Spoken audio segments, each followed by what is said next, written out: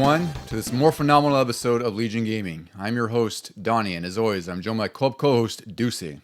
It's morphin time. Deucy, how are you on this more phenomenal day? I am doing good. It's a little earlier than usual, so I might sound like I'm just waking up, but I'm ready for this topic. I think it's fine. We'll get a broad range of recording. I mean, typically we use afternoons. This is a little bit like, brunch time, I guess we could say, right?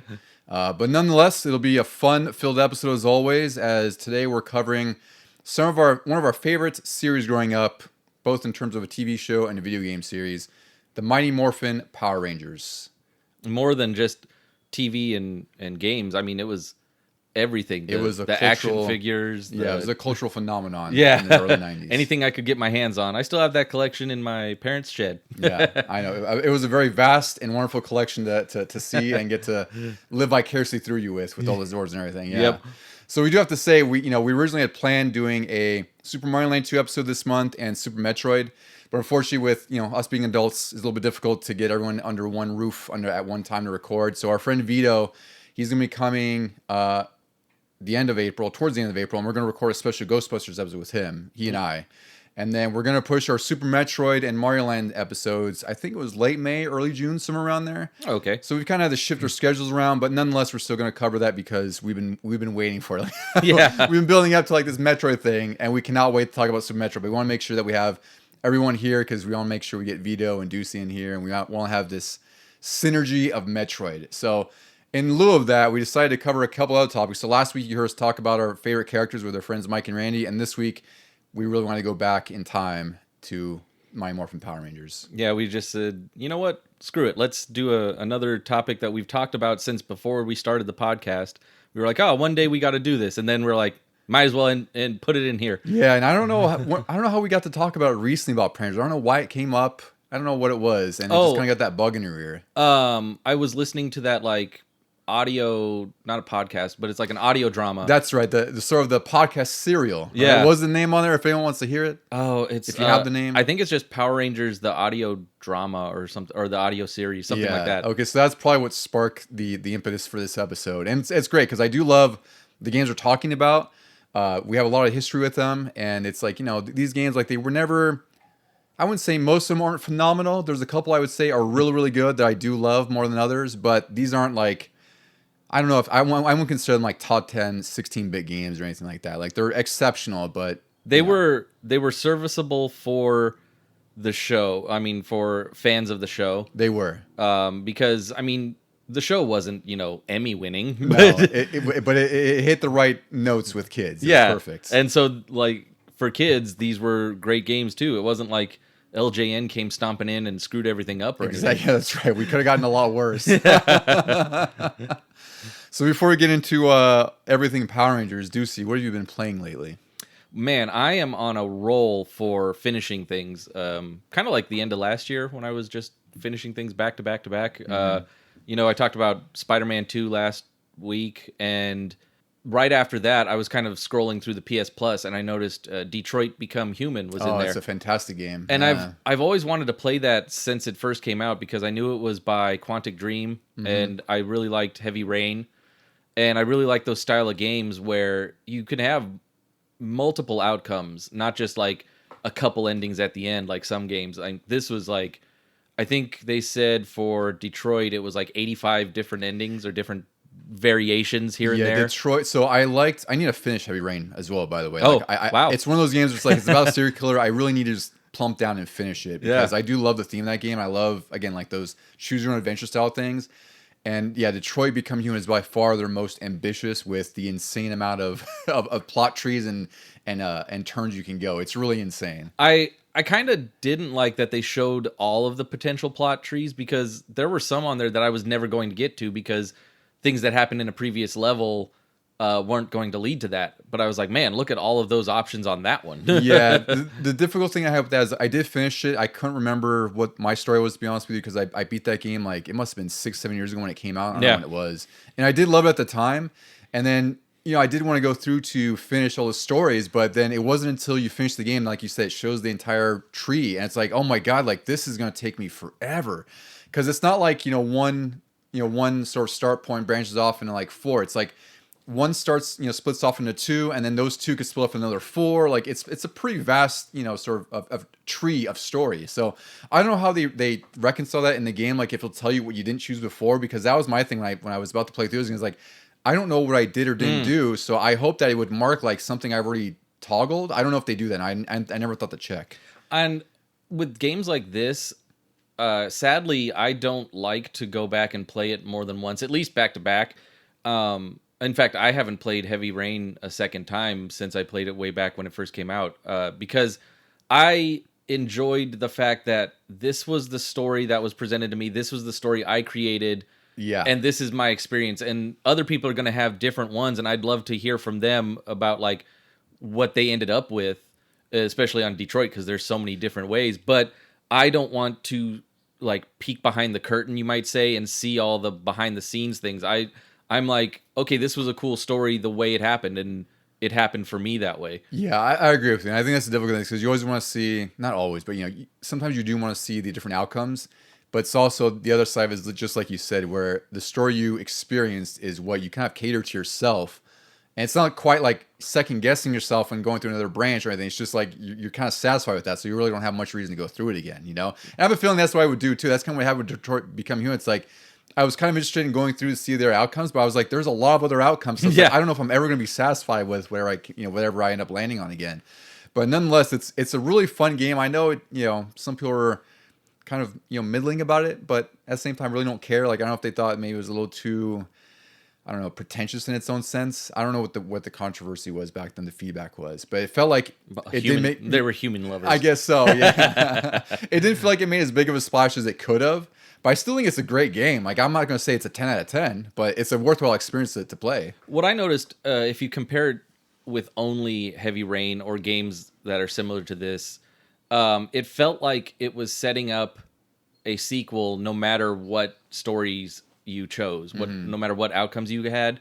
Whereas Heavy Rain, all your characters, because you play as multiple characters in both games, they all kind of meet at the end, depending on who's alive, who's dead.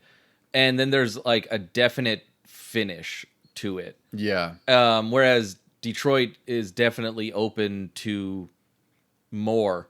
Like even with a death here or there, it's still leaving it open for other characters to like take up.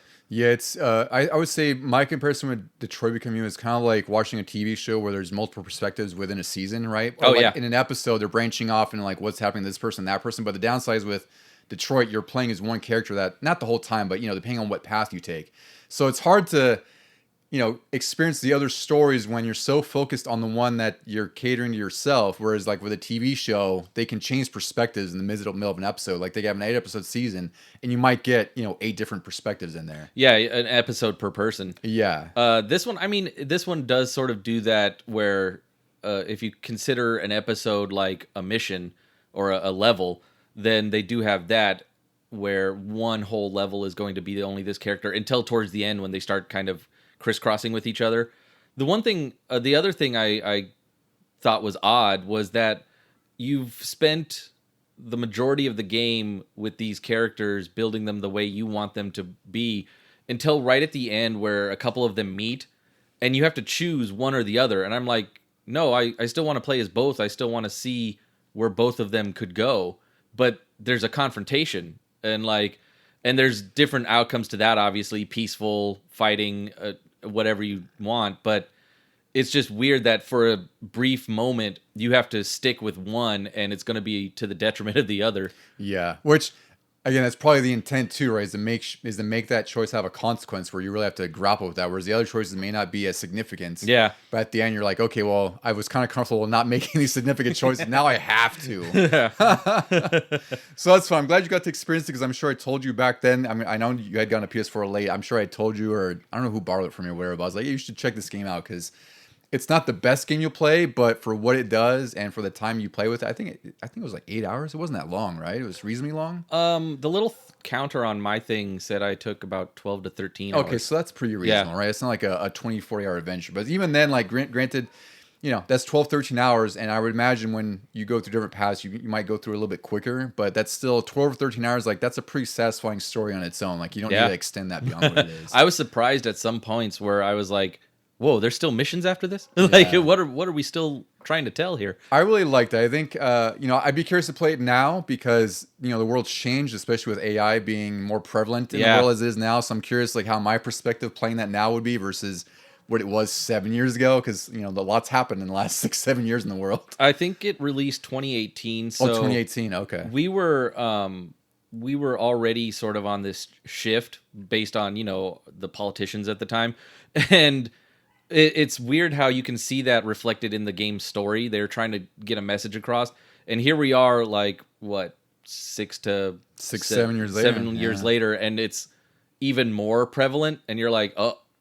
Yeah. And also, beyond that, too, is like, obviously, all perspectives have grown in that time as well. So that's what I mean. It's always fun to revisit games like this where, you might feel a different way right now that you're older and arguably a little bit more wiser. So it's cool you got to experience it now because it's like it's better late than never, and you have a different perspective on things. We could wait another 5 to 6 years and actually have these androids in our life, and then see how we're gonna play it. No, save them. Come on. Save their personhood. Yeah. The other one after I got through that because it was very straightforward and I breezed through that in about a week or less. I went back and finally finished Mario vs. Donkey Kong like you did. Yeah, I finished that a couple nights ago, actually. And I enjoyed it. I thought I got a little long in tooth towards the end. Like I wasn't tired of it, but I was just like, all right, I'm getting to that point where it's fun, but I'm kind of done. Yeah. Not in a bad way. There were some, the puzzles obviously get a little more complicated here and there when they start introducing new things every world. But yeah, by the end, I was the same way. I was like, okay, I see what I have to do, and it's clever, but I'm like, I don't want to do this. Yeah, it's just kind of monotonous in a way. Like it's just like you said, you know what you have to do for the puzzle solution, and you kind of just breeze through it because the puzzles, at least in the main game, they aren't terribly difficult. You might need a few tries to get through them and figure out what you need to do, but nothing was like a brain busting tickler. There was one out of all 8 worlds and 6 levels per each. There was one where I was actually stumped for a little bit, and I had to put it down and come back to it like after I'd slept or something. Oh, and, really? Yeah, it's like these little things are crawling across the top, and you can hold onto their tails. Oh, yeah, the monkey guys. And there's 2 of them that are going at the same time, and you have to like hit a switch to make them go further. I know exactly what puzzle you're talking about. Yeah. And this one you have to grab and then grab a chain to keep it in place so that the other one starts to move different. It's not synchronized with them. And then you let go of both, and you have to hit the button. And I was like, oh, I didn't realize that was... I mean, this is already towards the end of the game. I didn't realize that was kind of a thing that I would have to do. I would say that's my problem with the game, is that certain things... I don't want things explicitly explained to me, but... I almost did that by accident because I know exactly the puzzle you're talking about. I did the same thing. I was like, I know I'm missing something here, and I was trying to do things where maybe when you hit the button and the pegs would come out, like maybe it would push him out of the way so he's closer to the other one. You right? walked right through it. I tried that too. Yeah, right. So it's stuff like that. But it's also like there's nothing in the game that tells you what the behavior of these things are. You kind of have to experiment away. But it's also just kind of like silly because there's nothing that in the game that tells you like, yeah, this will work kind of thing, Which is fine, like it wasn't a big deal. Like I didn't, it wasn't a stumper. It was just more of like almost like an annoyance at that point. Where it's like I'm trying a lot of things, and it doesn't seem like I'm thinking logically like the game wants me to, But there are some cool unlockables at the end. Like I was surprised to see there's an expert mode. There's like 16 expert levels. There's sort of a new game plus where there's like time trials.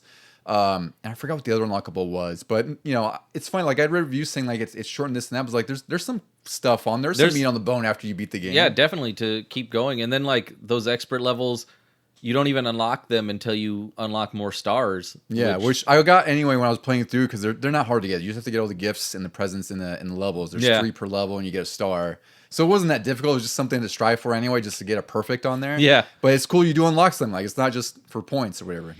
I thought the ending was kind of funny. How it's just sort of a weird loop.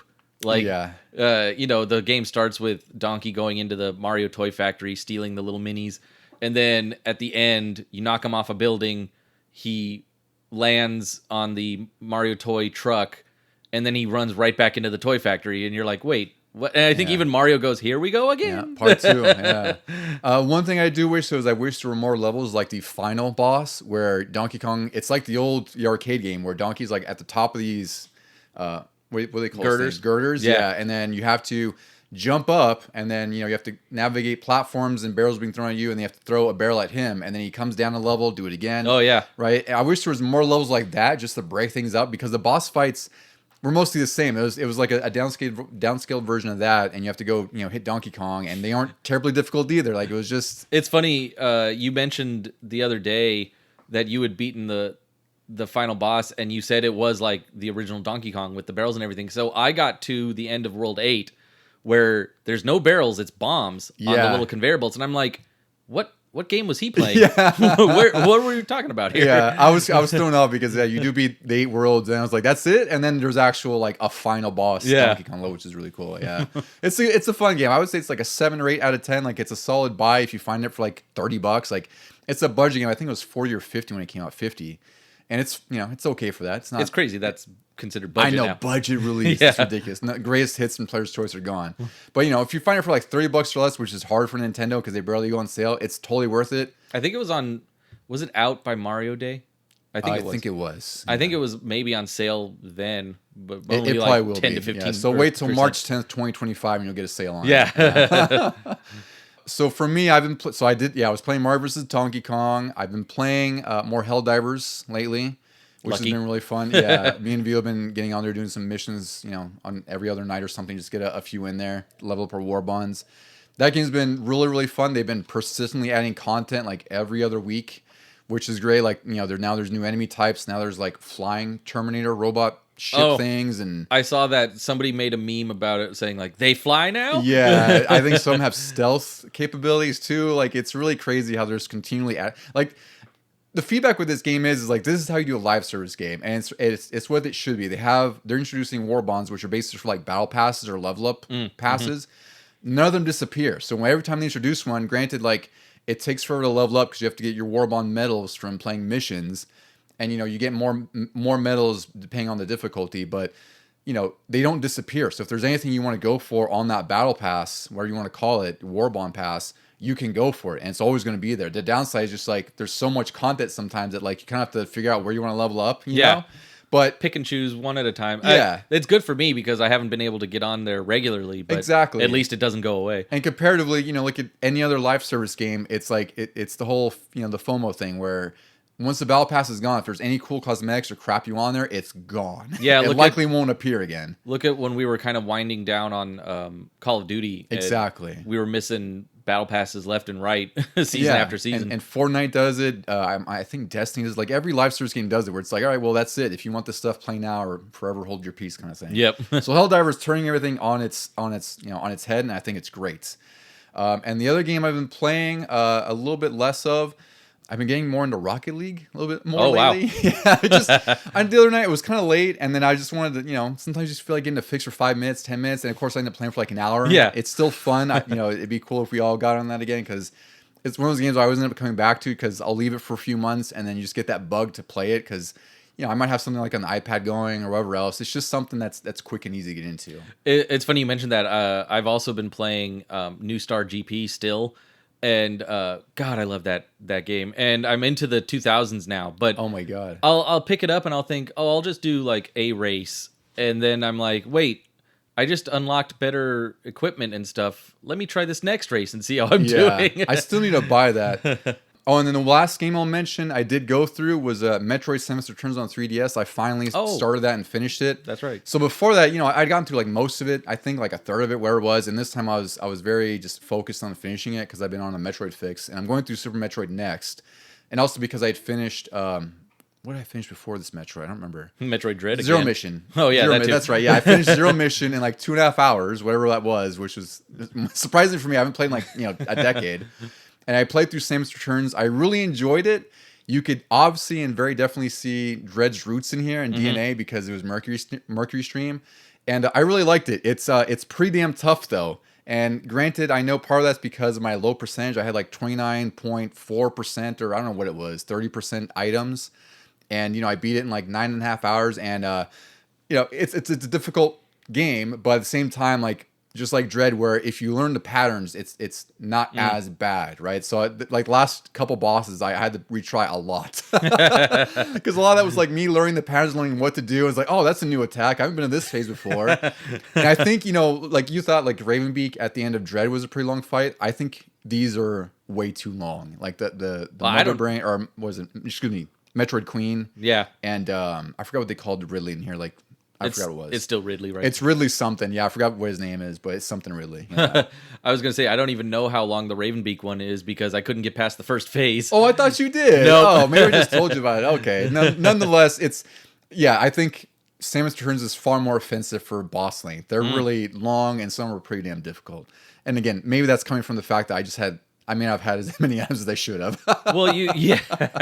I don't know. No, you could see that was going to be a thing because in the original Game Boy game that we talked about, to kill the Metroids, no matter what phase they were in, alpha, beta, gamma, whatever, you just had to pump missiles into them. 100%, yeah. Whereas in this one, you could immediately see, even the alphas, you kind of had to do some parrying, and then some, like, she would grab onto them and shoot them and stuff like that. And it was like, oh, this is going to be definitely different when you get to the final boss. Exactly, yeah. And I love it. Like, I don't know where I'd put it in my Metroid ranking list, but it's very, very good. Like, I definitely am glad I finished it. I definitely think it's worth playing through. I don't know if you'll ever get back to it at some point, but it's worth playing. It deserves all the accolades it's gotten. It's really good. It's just I just can't say where I'd place it just yet. Like, I'd have to really think hard about that one. I wish they would bring it to Switch, but I know there's like there were some dual screen things that might be a little bit, for selecting weapons and your different beam types. One thing I did love, obviously, is the fact that the map's there all the time. Oh, yeah. And I still have an awful habit because I'm used to doing that where I just have to flicker the map on the screen to see where I'm at, to kind of know where I'm going. Even though the map's right there, it's just habit. But that was definitely a great thing I loved about the any of the DSs was the fact that they could use a second screen for maps. That's all I want. I don't care about touchscreen crap. Just give me a map offhand right there, I think that's why I played through a bunch of the Castlevanias, the Metroidvania Castlevanias. Oh yeah, those were great. Yeah, they were especially great on there for that. Yeah. All right, Deucy. Well, I think we are ready for our main event.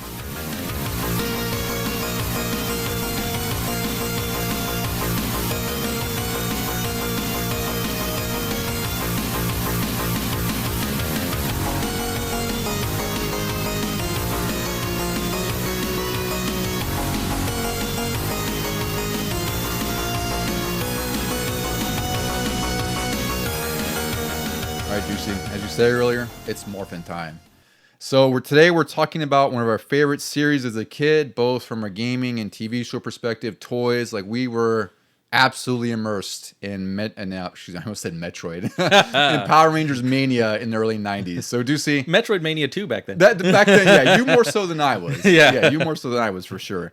But Power Rangers, Deucy, what do you recall? Like, do you remember like when you first heard of the Power Rangers? Like, I don't even know how to really reconcile that, right? Because it just seemed like we saw it on TV, and that first episode is all we needed on there. It was so weird that I can still pinpoint not a specific day, like a number, but I know it was a Saturday, and I think it was Saturday morning. I mean, that's when all the cartoons and things were on.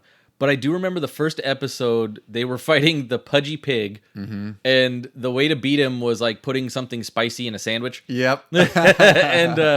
and for some reason, I was hooked immediately. Like, even though it was so like cheesy looking, but it didn't matter when we were that young. It was like, this is awesome. These are like superheroes that are teenage or close to our age, and they get to go and fight these monsters that looked straight out of a Godzilla movie.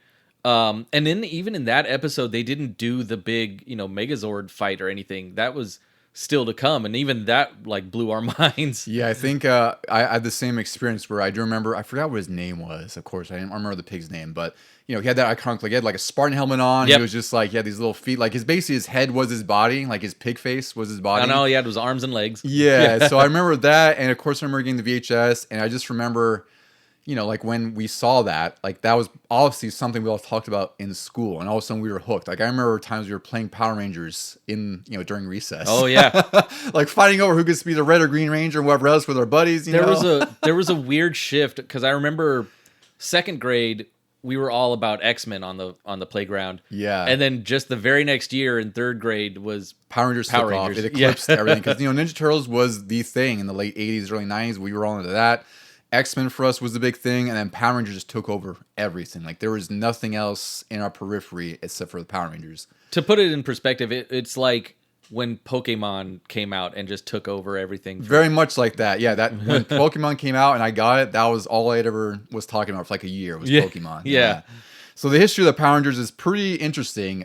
This series actually started in Japan in 1975, April 5th. So we were just a couple days after its 49th anniversary, and this episode will release a couple weeks after the anniversary, which is incredible. 49 years ago, they started the Super Sentai series, and that's kind of what is rooted and was, what was released for our Mighty Morphin series in the 90s. So this series was, it's part of a tokusatsu genre in Japan, which is basically just like a Japanese term for these live action movies and TV shows that had a heavy use of practical special effects and usually were associated with like sci-fi, action, like that kind of genre, so they had a specific term for that. And Super Sentai was released in 1975 and was created by Toei, who originally known for things like they did like Kamen Rider and a whole bunch of other like live action and anime productions. They even tried bringing that Kamen Rider over here. They did. It was like called Masked Rider or something like that. Yeah, I forgot his name. Yeah, I forgot what his name is. But yeah, that's right. In the early 90s as well, because of Power Rangers, there's a lot of these knockoffs like Beetleborgs and VR Troopers. VR Troopers. Oh my god. All those things. I turned the channel on those. Me too. You're no Power Rangers. I just knew they were lesser than Power Rangers was. But they were then. also, I mean, you say lesser, but they were also by the same Japanese companies. They were. It's just, in my kid mind, I was like, no, these are nowhere near as cool as Power Rangers. Yeah. So I couldn't get them either. And then they are actually considering adapting the Sentai series as far back as the late 70s when Toei and Marvel were throwing out ideas with each other to mold something for respective audiences, which is crazy. Stan Lee really loved them. He did, yeah. And at that time, no one was really ready to bite into this, so they all just kind of passed on it. And it wasn't until the late 80s when Haim Saban was on a business trip in Japan, and the only thing that was on TV in his hotel room was, I can't even say this, Chudenshi Bioman, which is the 8th installment of Super Sentai series. It's like sort of a spin-off of that, kind of like, we would get like Turbo, Ninja, and SPD and all those. So back then, like in the 80s, they were on their 8th iteration with this Chudenshi Bioman. Oh, yeah. Well, even starting from 75, like, every season of theirs was a different Exactly. One. Ours combined a lot, which was impressive for the editing staff. Yeah. But then eventually they started going, well, if Japan's doing it, we might as well do that. Exactly. And by this time, Haim Saban, he liked the idea of having these, sort of people, masked up and in these colorful suits, and then of course like the Zords and everything. He thought that would appeal to kids here, and he was finally able to convince who was it here? He was able to convince, I think it was Saban, to release this and adapt it. Or no, it was Fox Kids. Excuse me. It was Fox Kids adapted this because he was shopping around. All the studios wanted no part of it. And because of it was Margaret Loesch, I think that's how it's pronounced. She was working she used to work at Marvel, and she was working back then when Marvel and Toei were talking about bringing some sort of adaptation here. So she was already familiar with talks then, and she was the only one who was like, yeah, let's go ahead and adapt this for American kids, for modern audiences. I think back when Stan Lee wanted it, he was going to do just a straight thing with with translation. But it was still going to be the Japanese actors and everything. And then Haim Saban was like, what if we made it American? Exactly. And then spliced them together. Yeah, they went through a whole localization process to make it more relevant for American audiences, which I think is the thing to do, because I've never watched the original Super Sentai series, but I imagine there's a lot of cultural things, especially as a kid, that I just wouldn't know and wouldn't understand. It might just be like too out of my little kid mind to understand, so it makes sense they tried to Americanize it to make it relatable. But I think on the original one that became our Mighty Morphin, the Red and Green Ranger were brothers. Oh, were they? And so I didn't even know that. So we still have, the Green was evil at one point in fighting them, which means in the Japan series it was brother versus brother. Yeah, which is a really cool angle. Actually. Yeah, I was like, man, that would have been awesome. Yeah, here we got something a little different, but it was still great nonetheless. Yeah. So they eventually decided to Americanize this and localize it, and then this Mighty Morphin series that we got is based on Zoo Ranger, which is the 16th installment of the Super Sentai series. So in 93, by the time we got it here in America, they're on their 16th installment of this series, which, again, mind-blowing. Yeah. Because as a kid, we as far as we knew, this was new, this was fresh. We didn't realize, even though we knew like the Megazord scenes and the big fights looked older. They were a little grainy. They were grainier, but it's also, that's part of its charm. Like we just thought like, okay, these are like guys in costumes or whatever fighting it out. Like I don't think we even cared what it looked like. There were explosions for no reason. It was just awesome. Yeah. So it finally premiered here on August 28th, 1993. So it just celebrated its 30th anniversary last year, which was a pretty big deal for a lot of us. There was, Netflix had that special on there, right? Yeah, Once and Always. Yeah. It had some of the originals from various seasons came back as their current age, but they still had the power and they still had to morph. Yeah, so it's cool. It's like a nostalgic bit for us, especially because we grew up with it. And, the moment this show was released, it was a phenomenal, huge hit. Like, it just took over everything, like we were saying earlier. I think it helped create Fox Kids. I think if it didn't, it definitely cemented them as like the place for kids to watch TV. Because I was definitely watching, I was watching Goof Troop on there and Life with Louie. That whole cartoon block after school and in the morning. It was fantastic. Yep. So the first season had 60 episodes, which is unreal. Yeah. Like I think that from a perspective now where most seasons are, 8 to 10, 8 to 12, depending.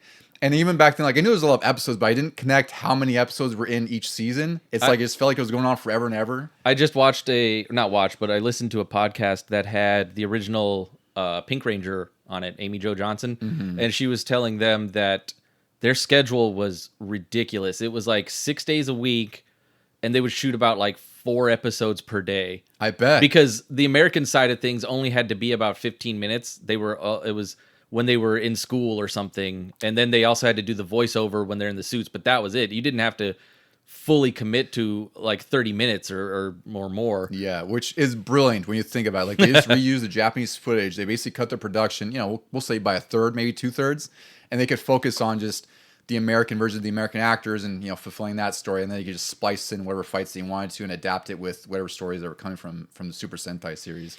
So again, this was a huge phenomenon. There was like VHS tapes, books, toys, Pogs for us. We grew up with those. Yep. I don't know if you remember Spin Fighters, Deucy. I used to have a few of those. I love those things. There was like the little wind-up toy where they're like Beyblade now, but like they had different characters on them, like different franchises. I remember trying to get the Power Rangers ones. I remember I saw them at Kmart and couldn't buy them, but like you would put it in a little spinner thing. Didn't you shoot them into this little kind of arena? Yeah, they had a little bowl arena thing. Bumping into each other? Yeah, but it's like I never bought that, so my brother and I would just like, be on the floor. After a couple hits, they just bounced under the couch. Exactly. Oh, where'd it go? So it was in everything. And then the series would evolve and it was adapted, and then it would adapt more from Super Sentai. So there's, of course, like we mentioned, like there's Power Rangers Zero, Turbo, Power Rangers in Space, Lost Odyssey. Those were like the 4th through 7th series in Sentai, so it's interesting that like Mighty Morphin was like the 16th, and these were 4th through 7th for some of the later iterations. They jumped around. They did, because I think even later in some of the more recent ones, they went back even further before these, and I was like, oh, we'll finally get to see those suits, but they must have like digitally reconstructed some of the scenes because they would be really grainy from the late 70s. Well, especially as time would go on, as their film, as they have better production here, right, just in terms of cameras and whatever else. Like you have to imagine, like it probably would be a bigger disparity in look. Oh yeah, just from a production standpoint. I think they also started incorporating CG more for like the Zords and things. Yeah, definitely as like the mid 90s would go on. Yeah. And of course, in the mid 90s, no series that was a cultural phenomenon for kids would be complete without a movie released in 1995, which was a huge event for all of us because this is what we've been waiting for. And this movie was released in 1995. It got mixed reviews from critics. Not that matters at all.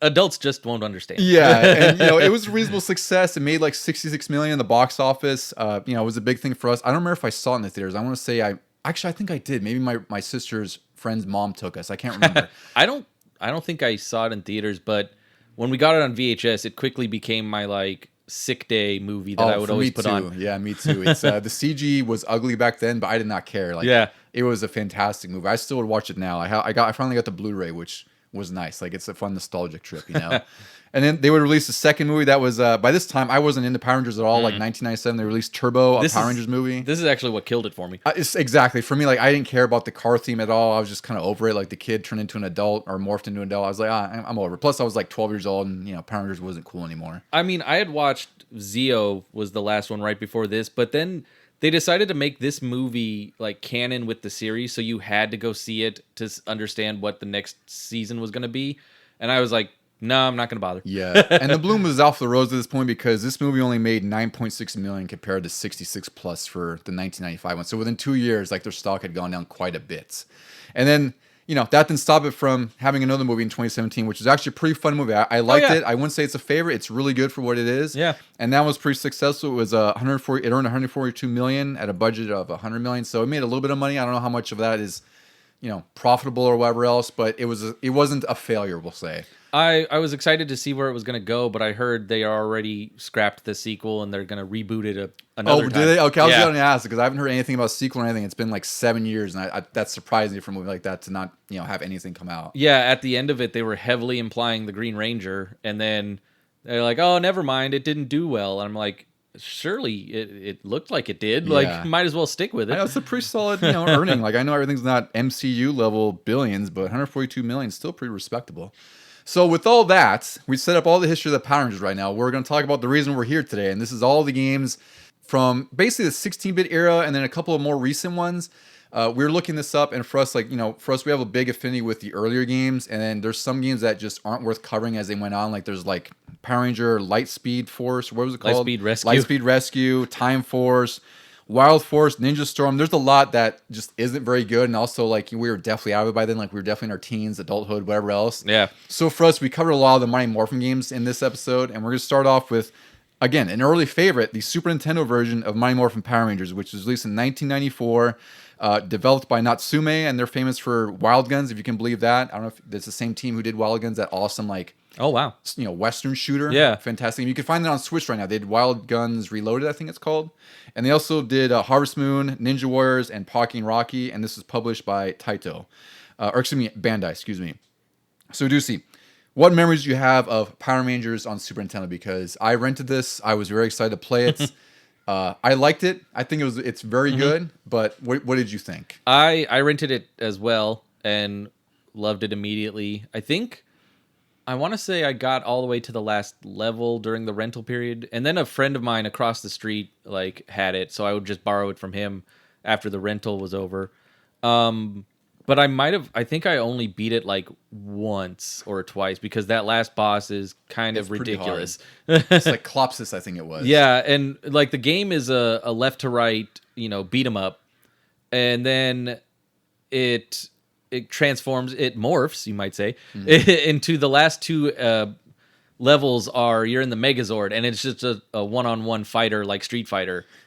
And the first boss of those two is doable, but then Cyclopsis has two forms, and he has a two-face fight. He gets cheap every last boss of a fighter. Yeah. I would say, so this one, it's interesting because for one blemish immediately, which, it's difficult for me to grasp as an 8-year-old, was the fact that the Green Ranger wasn't in this. Oh, yeah. Because by the time this released in 94, I think it was around September for what I could find, Power Rangers was about 95 episodes into their series, which that's a lot.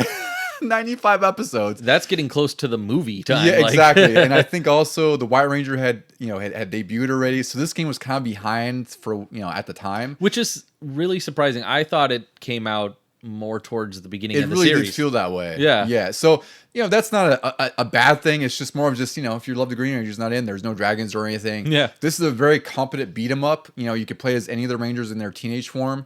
And then you eventually, towards the end of the level, I think it's at the end of the level before you fight the boss, you can morph into your Ranger form. I think in this version it's midway. Midway, that's right. Not at the end. Yeah, and then you play another side scroller as morphed. And then the boss. And that's when they have they're stronger. They have more attack power. I think they have a meter where if you build it up, they have a super attack.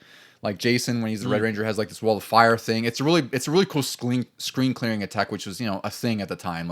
Contra had the bomb thing that would go off, and there was always some you hit one button, that's your get out of jail free card. It was usually always a bomb. Yeah, it was some sort of desperation where it's I'm about to die and there's too many enemies here. Yeah. So the Power Rangers all had their individual ones. It was really cool. Zach had this all these boulders would come down. Kimberly had this pink crystal rain shower that would come on the screen. Trini, the Yellow Ranger, had this cool lightning attack, and Billy had an ice shower. So It was cool. That kind of varied things up a little bit, but it sucks because it was like a one-time use thing. You can only use it once. You always tended to save it for the boss fight because the bosses got stronger as the levels went on. They did, and of course that meant that the game was getting a little bit more cheap with each one. But overall, like this game isn't terribly difficult. I'd say it's it's challenging. It's funny because I was kind of going through some of the reviewers at the time, and some were saying like it's not challenging at all. It's great for kids. I'm like, well, I guess that's the point because kids should be playing. It's like not 25-year-old reviewer guy in EGM who gave this a 4.5 out of 10. As far as I was concerned back then, this could have been like a 9.5 when I was a kid. I don't know exactly. It had the Rangers, it had morphing and Zords. That's all it needed. Yeah. So this was I really liked it. And of course, you could play as a Megazord for some boss fights. And he had different, or I say he like it's like like it has a gender. The Megazord had different power attacks. So I had like this little power meter at the bottom that would fill up, and if you would trigger, your attack at a certain point, you would get. I think there's like two different ones. Like there's like a sword slash attack and like a power lightning attack or something. But it's still disappointing. Like it's not so. Like the Genesis one we'll talk about, that's more of like a fighting game. Like I wish there was a little bit more to the Megazord fights, and I get it because and when you see it in the show. The Megazord's kind of stock. He's meant to be, he's a robot, so it's meant to be kind of just like. But it's a guy in a big blocky suit. Yeah, right. So it's meant to be kind of like just stiff and sluggish, and it's like I wish you could have done a little bit more with that. But at the same time, what we got in this game, it's still fine. It was more than we got in the show. In the show, there was usually like 2 punches and a kick, and then the sword and a lot came. Of sparks. Yeah, yeah. And fun fact about this game, it was actually built on the Ninja Warriors Again engine, which you could see a remaster of that on Switch. I forgot what it's called. Like things called like Ninja Warriors Reborn or something like that. Is that the beat 'em up with like 3 or 4 different ninjas? Yeah, with the gorgeous sprites. I really wanted to play that. It's really good. I have it on Switch. I got the physical version like I don't know a couple years ago where it was, and it's on it's obviously digital for like I think it's like $10 or $15.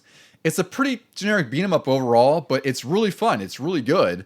The sprites are gorgeous, and like as soon as I read it, I was like, oh, that makes perfect sense. Like exactly how, right down the animation and everything. Like you could tell this has a Power Rangers DNA in it. Like you could tell that it's definitely the same engine, just with different sprites and whatever else. Oh, interesting fact about this one. I think they changed it for the sequel, but in this one, all of the characters when they're in teen form, they're based on the unaired pilot, where they had a different Trini. Yeah. But all the clothes that they're wearing in the game are exactly what they wore in that one episode. And things changed between, which again blows my mind. This came out in 94 and they didn't change that at all. Mm-hmm. Like, how did they only have the unaired pilot to go on? This game makes me feel like it's rushed because I'd also read that every sprite is basically Jason's sprite, but changed. Like it's the same exact sprite. Which makes when sense. They're morphed. Yeah, when they're morphed. So it's like you could see like it's just like palette swap, which is fine. But it's also like they could have done a little bit more to differentiate things, or I don't know, make it. Like I would have rather have played more as the Rangers more than the kids, right? That's probably why they didn't have a Green Ranger, because he was too different. They couldn't just palette It's like, oh, he has long hair. Oh God, and he has a shield, So it's a fun game. I would say like you could play it now. Like basically, I'll say this is like any of the games we'll talk about. I'd say most of them are worth playing now, except maybe the Game Boy ones because they're kind of generic and poor beat 'em ups. But we'll basically denote like, yeah, you should check this out, and we think this one is definitely worth checking out, even for the nostalgia factor. The next one we'll cover is the Game Boy version, which we don't have too much to say on, I don't think. Like, I played a little bit of this in the past, like an emulator. No, I played it. I played it back then. A friend up the street had it. Oh, you did play it back then. Okay. And it was, like you said, very basic, even more basic than the Super Nintendo version. Think the Ninja Turtles on Game Boy, like the first or second one, where it's a very slow-paced walk to the right, and then you punch anything that comes in front of you. Yeah. I would say the one cool thing this game does have is that it's Super Game Boy enhanced, and depending on what Ranger you play as, like the color palette reflects that, right? So if you play as Red Ranger, like, everything's kind of reddish in some way, or it's meant to highlight the Ranger you're playing as, which is a great thing to do for the black and white Game Boy screen. Yeah. You need color with the Rangers. And overall, like, I played this, it's, like Deucy said, it's a pretty cut and dry, basic Game Boy beat 'em up. Not much more you can expect from it. Like, I wouldn't say go seek it out. Maybe if you're curious, right? Like, there's nothing really special here or worthwhile playing. And it doesn't really get any better than this from this point. Like, the movie one on Game Boy is actually worse from what I've played. And it's like you said, basically the same, but somehow worse. Worse, yeah. They definitely focus on the other versions, yeah. The next version we'll cover is the Mighty Morphin Power Rangers game for the Genesis. This was released in November 94. This was developed by Nova and published by Sega. And this was also released late because, it's November 94 and the White Ranger was already out. But This one did have the Green Ranger and the Dragon Zord, which is a pretty cool thing, but this game is drastically different than what you'd expect from the Super Nintendo version, right? Yeah, I was always jealous that I would see screenshots of the Genesis version compared to the Super Nintendo, and you're like, this looks way better. The Rangers actually look like themselves, like each individual one, not a palette swap. And, like you said, the Green Ranger. But then I recently played it when I got it, and I got a Sega, and I was like, whoa, this is... I mean, I knew it was a fighter, but I didn't realize it was this hard. It was very difficult. It's really difficult, and it's not very, it's not very lenient or kind to you. Like, it really feels like a fight. It's a cool game. Like, I remember wanting to play this as a kid. I never found it to rent. I think I got it to rent like way later, or I found it used. I don't know how I ended up coming across it, but I was the same as you. Like, I'd seen it in magazines. It's like, after playing the Super Nintendo one, I was desperate to play. It's like, there's the Green Ranger in here? Like, this is what I want to play.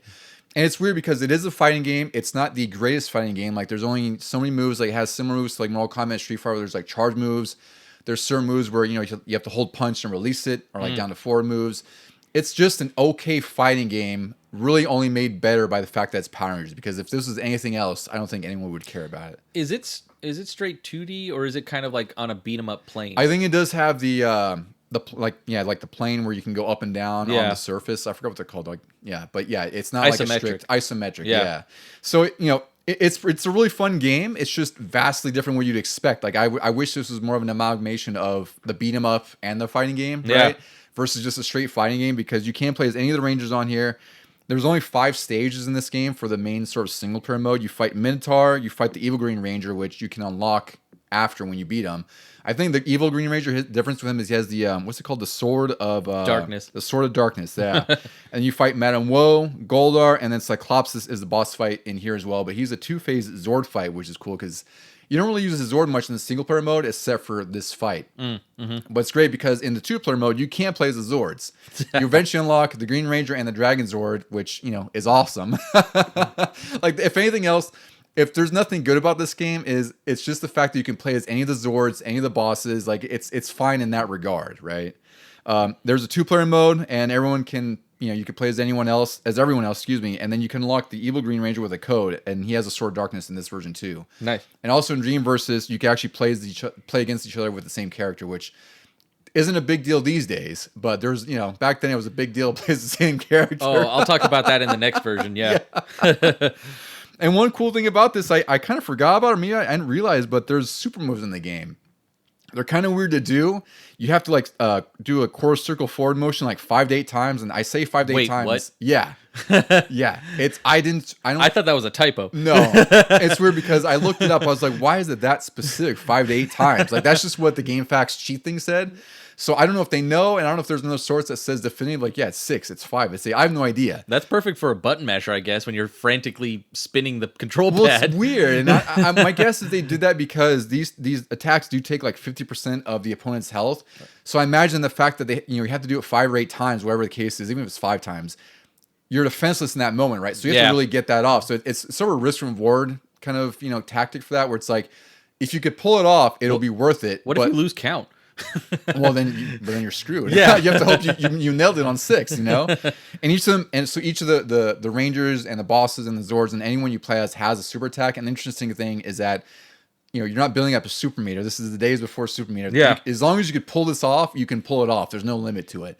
But it's like you have to be able to pull it off, right? You have to hope that your opponent's not trying to pursue you while you're in the midst of doing course or half circle forward 5 to 8 times.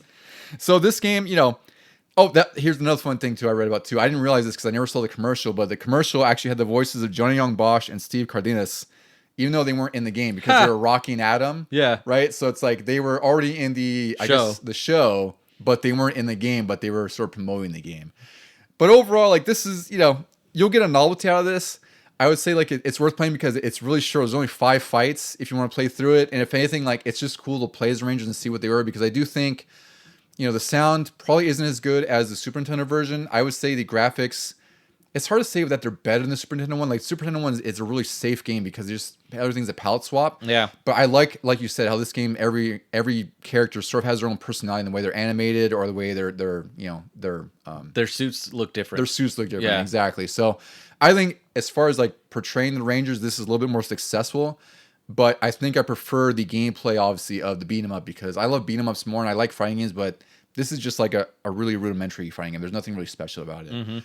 On the opposite side of this was the Game Gear version of Power Rangers, which this is what I wish the Genesis version was like, where this is like a kind of a combo of a beat 'em up and fighting game, right? Like this one, I didn't get to play this one as a kid too much because I got the movie one, but did you own the Game Gear one? I definitely got this one first, and I thought it was the best Power Rangers game out of all of them because I couldn't play the Sega one, and I had always assumed that the Sega one was kind of like this one but bigger. I didn't realize about the different depth of field and everything like that.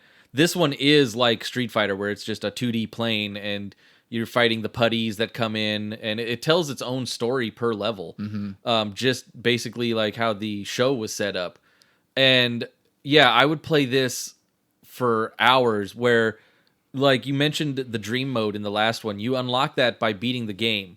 So I would always beat the story mode and then play as somebody to see what their doppelganger looked like. Yeah. And then once I did that in the little dream verses, I would put it away. When I picked it up again, it didn't save, unfortunately. So I would play the story mode all over again to unlock the dream mode just to play as one other person.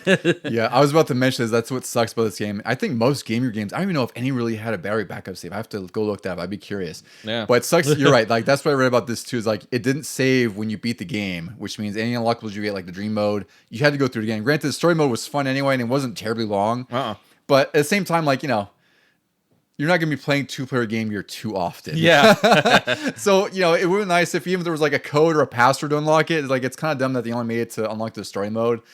But I agree with you. Like, when I'm certain I borrowed this from you, and I really love this game for that exact reason, because you have your phase where you're kind of just, beating up hordes of putties that are just coming out on the screen here, and then you have your boss fight, and you do get to play as the Zords in here too. Like the boss fights involve playing as the Megazord, and then you also unlock the Green Ranger in here after stage 4, and you unlock the Dragon Zord. So this had basically everything I wanted in a Power Rangers game at the time, but condensed to the Game Gear. And the Game Gear only has 2 buttons and a start button, and it was still successful. Like there's not that many moves in here, but it didn't need to be. Like the moves it had were perfectly fine. It was all the same too. It was what I loved about fighting games was the quarter circle.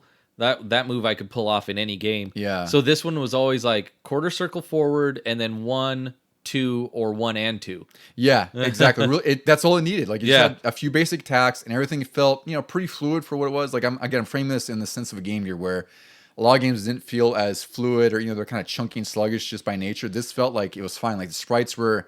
I think it's because the sprites are smaller. Like they did more with that. Like obviously if they have smaller sprites, they can make the game a little bit faster. Yeah, it works. I would say seek this one out. Yep. Just to try it out. If anything, I would say it's like one of the better games you can play. And really, there's not a whole lot to say about this one because it's short, it's sweet, but it's a great portable game no matter how you slice it. I would say it also plays out sort of in the order of the series, the first season, where the bosses you're facing kind of were in that order episode wise, and then once you beat the Green Ranger and unlock him, then like the next few after that were also bosses or enemies that came out in the show after he was on the team. It was weird how chronological it was. Yeah, and it's interesting because this was developed by a different company. This was developed by a company called Sims, and they have a long history of Game Gear ports, which makes sense because these Game Gear games they have a long pedigree of being really good, right? Like the most notable one I saw was Aladdin on the Game Gear, which was really good. Oh wow, yeah, yeah, and of course they did Power Rangers movie for Genesis, which we'll talk about. Yeah, that's a major highlight. That makes sense. And then they also were the people behind the port of House of the Dead 2 on Dreamcast, so they've had a pretty long history of games, and this is definitely a fantastic one for the Game Gear. Were they owned by Sega at all? Because it seems like they really focused on that. I don't know if they're owned. It might be one of those things where they probably just were contracted by Sega. Like Sega liked them enough and said, we love, your games are selling, so we'll just keep using you, which my guess is probably that's how it was. I don't know if they were owned. I think it's just they had a really good relationship because they were successful, Yeah. Okay, so I guess we're going to the next game here, and this is the Mighty Morphin Power Rangers for Sega CD. Now, the Sega CD had its challenges. I think... I will forever be a Sega fan because I always felt like they were trying to step forward, with gaming, but they were just stumbled because they were too ahead. Yeah. The Sega CD is a great example of that, where it was, probably the first CD-based system, at least that we got in the U.S. It was released in like 91, 92, I want to say, somewhere around there. Oh, wow. It's a pretty early system, especially CD-based, right?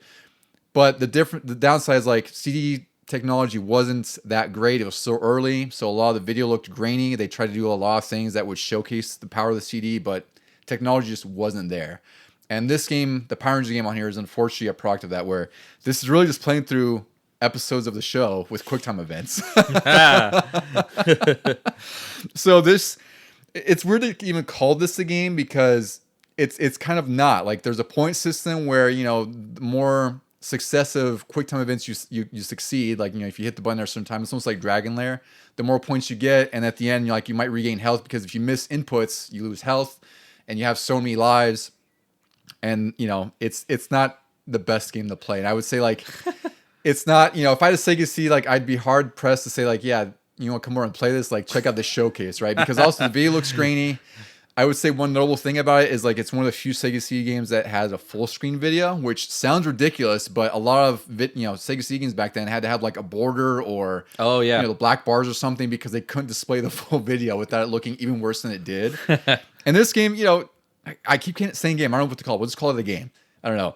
But there's a total of 10 levels in this game. Interactive experience. It's really more of an interactive experience. That's a great way of putting it. That's just a lot harder to say every time, right? Yeah. So there's 10 levels in here, and easy mode has 5 levels, and then 6 and 7 are only accessible on normal and hard, and then levels 8 through 10 are only accessible in hard mode. Wow. Yeah. And then it's interesting because, there's not really much original content in this game. It's all pulled from the episode. So a lot of them are pulled from the episodes. So it covers, like, the creation of the Power Rangers, which I think was, like, the first couple episodes. Yeah. It covers the Green with Evil mini-series, I guess we'll call it, which is 4 episodes long. And then the Green Candle, parts 1 and 2. Crystal of Nightmares, and Doomsday. So those are basically just playing through snippets of the episodes in there to make this sort of cohesive story, as cohesive as they can make it. Yeah, at this point, I mean, back then, they didn't really have full seasons available on things. Like, you had to catch reruns, or they had some VHSs of specific episodes. But now you play this and you're like, you want to just turn on Netflix? Exactly. Yeah. So that's the thing, is, like, this one I would not say seek out, just go on YouTube, let's see a playthrough, because it's basically what you're doing when you play this outside the QuickTime events. Like, I think the playthrough I looked at, it was like 45 minutes long or something like that, like an hour. Because, it's video content. So it's not like you can retry certain areas. You're retrying because you might fail and you lose health because you're not hitting the buttons right? But it's like, it's not, like you said, an interactive experience is probably the best way to put this. It's not an ideal game. I'd be hard pressed to spend $50 on this as a kid, Or now. Yeah. Like, I got it. I think I got it for like $25, 30. Nice. I don't know what it was. It's just a cool box. That's all it is. Yep. Go on YouTube and check it out. I wouldn't say play it. So now, do you see, we're moving into the Power Rangers movie sort of timeline, where this is like 95, the movie's out, and of course they have to have a movie tie-in game. And the first one we're talking about in this series is Mighty Morphin Power Rangers, the movie, for Super Nintendo. This was also developed by Natsume and published by Bandai. This one's really similar to the first game, with the exception, of course, that they have, the White Power Ranger, and that it's more tied closely to the events of the movie. This one, I'd say, that's in quotes. Exactly. Yeah, I would say it's closer to the movie in some senses. Yeah, but I would say overall, this is a better game than the Mighty Morphin Power Rangers game that was before this one on Super Nintendo. It's I know I rented this one too, but it's kind of a weird Mandela effect, because this had 2-player co-op, and I always thought the first one did as well. Me too. And it does not. It does. It's like, one player. Wait, what? But this one had some slight improvements. Like, it doesn't. It's weird. Like, none of the levels make sense, even for the show. Yeah. At the time, like, I think one of them you're fighting at like a submarine base or something. Yes, and you're it's like when you're going down like a snow hill. Yeah. Right. Like, you're going down like these snowboard things, and it ends up like on train tracks or something. It's off the wall. Yeah. You do this big, like, snowboard jump off a ramp and then land on a moving train. Yeah, which is cool. Like, it's definitely like a Power Rangers episode, but it's just freaking weird because there's no story context behind it. But it did improve on things like you could now build up a meter to morph at any time. You didn't have to wait till like the end of the first scrolling section. Yeah, you would hit a button too, and it would shoot to this or cut this quick cutscene of you morphing, which of course was amazing anytime you saw that. And it helped if you were getting beat up and you were low on life, because it would refill your life right away. Yeah, that's what I would do, is I would usually save it, because this game is really, really difficult. And I would say, to its detriment, it is overly difficult. And it's not because it's fair difficult. It's just cheap difficult because the other thing, if I recall correctly, it wasn't like you go up and down on the lane, right? You had the alternate lanes with the LNR where it was almost like a Fatal Fury thing where it's like you had your front lane and the back lane, or like Guardian Heroes, where it's like you had your front lane and your back lane that you could alternate to, sometimes avoid attacks, but it's also like... You had to push a button specifically to switch. It was L or R. Yeah. You would hop, your ranger would hop between them, so they do like this backflip thing. And it's weird, like it's a weird way to do a beat 'em up because, I don't know, it's kind of weird, like... They didn't really... I don't know why they just didn't do like a Streets Racing or Final Fight where you have the whole lane to I'm wondering... Well, yeah, you mentioned those other games that did co-op, Streets of Rage, even Double Dragon on the Nintendo. I was wondering if maybe they couldn't handle the full range of motion with two characters. Well, that's what I thought too, and having on like one plane. Yeah, and that's true too. But it's just weird. Like it's just a weird gameplay choice to have those weird lanes, and the game's difficult. It's not an easier 2-player either. It still was really difficult. Like I think I've beaten this game once when I was a kid. I don't remember, but I know you beat it when you rented or something like that, right? Or no, I think I borrowed it from you. Oh, did you borrow it? Yeah. But yeah, I think I talked about it on a previous episode. It was like a sick day from school, and I ended up beating the game.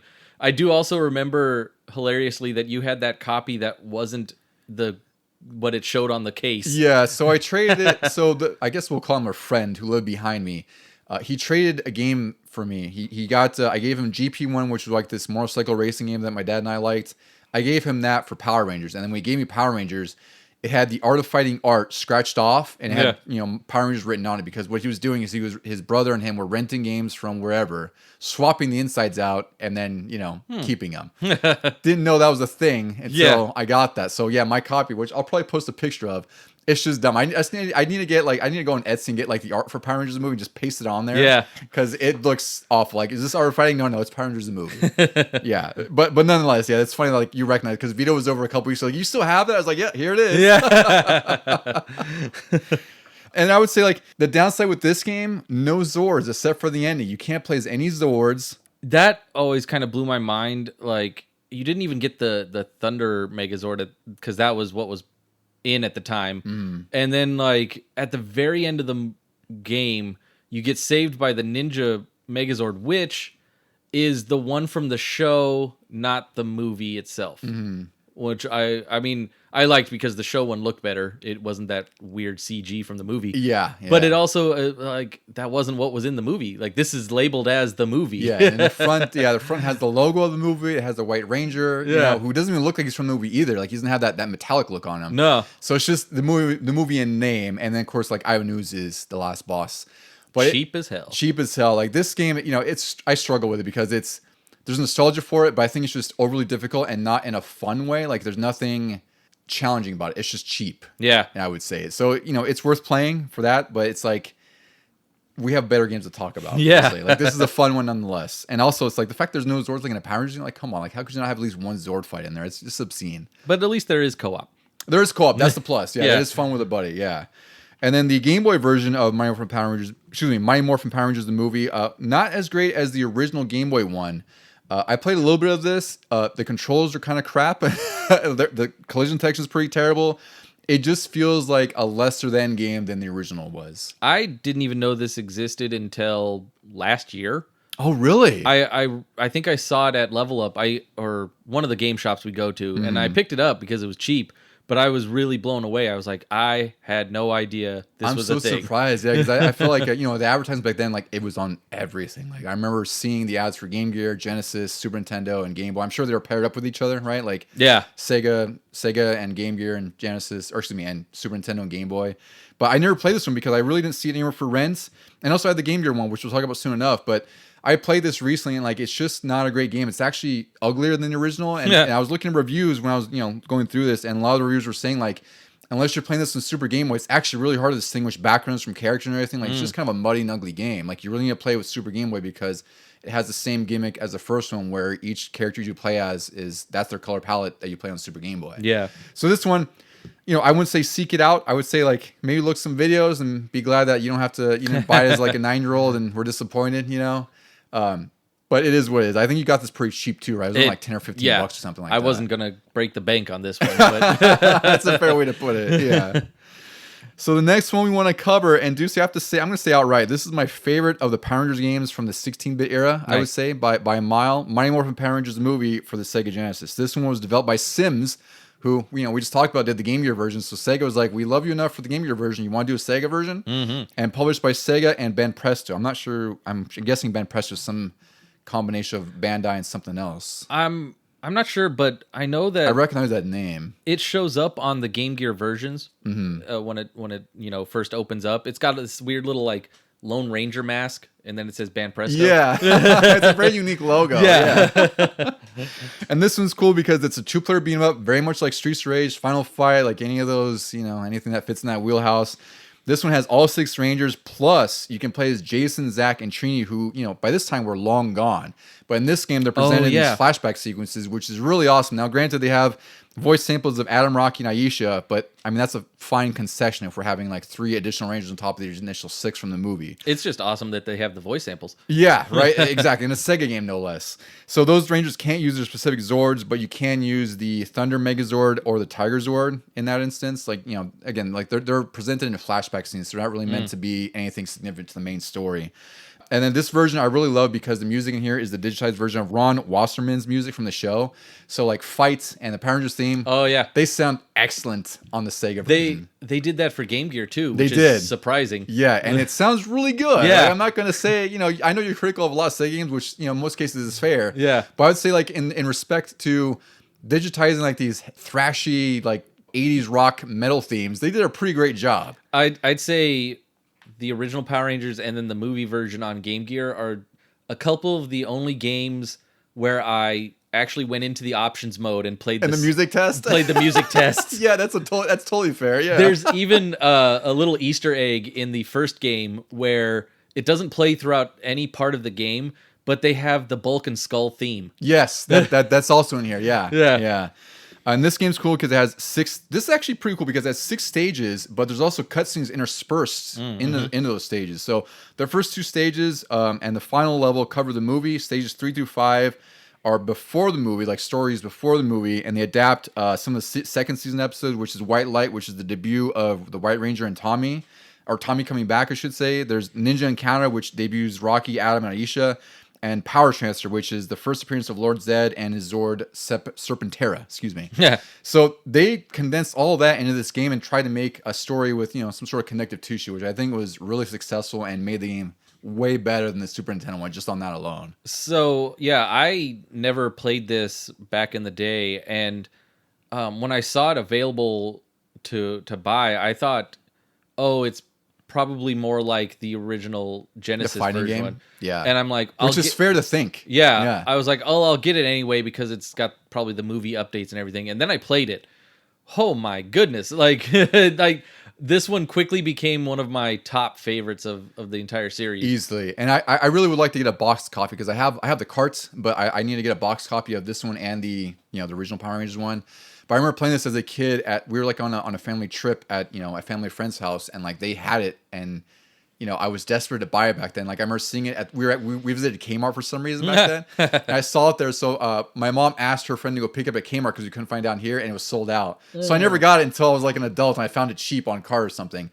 But yeah, the moment I played this, I fell in love with it just because it was a beat 'em up. It felt like Streets of Rage. The music was phenomenal. Or should I say more phenomenal? I don't know. The only thing I will say is I wish that the controls were a little bit, I don't know, they feel a little off sometimes. Sometimes if you're too close, you'll automatically grab an enemy when you don't want to. So sometimes I found myself just throwing enemies back and forth because you get kind of too close, or it's I wouldn't say too close, but it's the range in which you grab your enemy is a little too far. So it's you might trigger grabbing somebody from further than you think. But that's a small blemish on this thing. I think this thing is it's a great beat 'em up. It's not anything 10 out of 10 to write home about, but it's a really great game. I'd say just noticing that, the distances and everything, it comes from being a veteran of beat 'em ups. But if this is one of the first ones you ever play, you're just well, also fair. That's what happens. Yeah, that's also fair. You're throwing players around like nothing. Yeah. And this game also has some cool things, there's little power coin pickups, and they're all from the Morpher coins. So the Mastodon, Sabretooth, they give extra points. The Pterodactyl, Triceratops, and White Tiger Zord coins restore health, and the T-Rex gives you an extra life. There's a time limit in this game in each level, which is interesting. And the weird thing about this, like this is something I haven't really seen in games back then, where usually if time runs out, like that's it. It's the loss of life and the game's over, or the level's over, whatever you want to call it.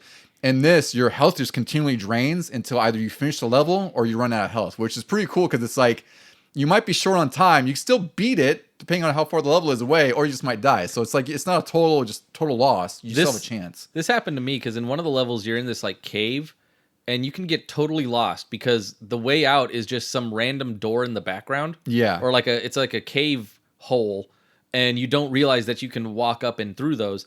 And so I was going back and forth, left to right, and the time ran out, and I was like, wait, I'm still moving. I'm still able to do this. And I don't remember my health draining because of it, but I think also maybe I was like still beating up enemies and getting life back. But I was still like, okay, I have to pause because I have no idea how to get... The time is done. I'm surviving, but I'm not getting anywhere. Where do I go? That was the only little stumble I had with the game, though. It was awesome. Yeah, and overall, like I said, it's an excellent beat 'em up. And then the cool thing is, you get to play as different Zords, and this is what I wish the first game was, right? Where I was saying, like, I wish it was like a beat 'em up and fighting game. That's really what the boss fights are. It's more like a fighting game where it's like you're on a 2D plane, and you obviously have the you can go up and down the plane freely, but it's just like a one-on-one boss fight. And in the end, you fight Ivan Ooze's Ectomorphicon, and you can play as the Ninja Zord or the Falcon Zord, which, again, I remember doing that as a kid, and I was like, oh, this is amazing. Yeah. So of all the games from the 16-bit era, I would say seek this one out, because this one, for me, is easily my favorite. It's a beat-em-up and fighting game. It works really well. It does exactly what it's supposed to with the franchise. And I would say good on Sims, because they had two great Game Gear games, and they made an excellent movie game for Genesis. So with that, we'll also talk about the Game Gear version of this, the Power Rangers the movie, which was a big one for me because I did buy this probably because you had the original one. I played it from borrowing it from you. Yeah. And I immediately bought this when it was on sale or wherever it was. I think we got it for dirt cheap at the warehouse, as always. And this one, Deucy, I know you played this quite a bit too. Did you own this or did you borrow it from me? Yeah. No, yeah, I got this one as soon as I saw it in a store. I don't know how. I don't think I used allowance money. Somehow I convinced my parents to get it because it was just more of the same from the game I already liked. And yeah, it was just a great update to everything. It still played exactly the same, where it was kind of following the timeline of the series, and then it moved into the movie levels. It did. Yeah, so the first, what was it here? I think it was 2 or 3. I think, okay, so there's 6 levels in here, and then the first 3 are based on episodes from the second season, and like you said, the final 3 are based on the movie.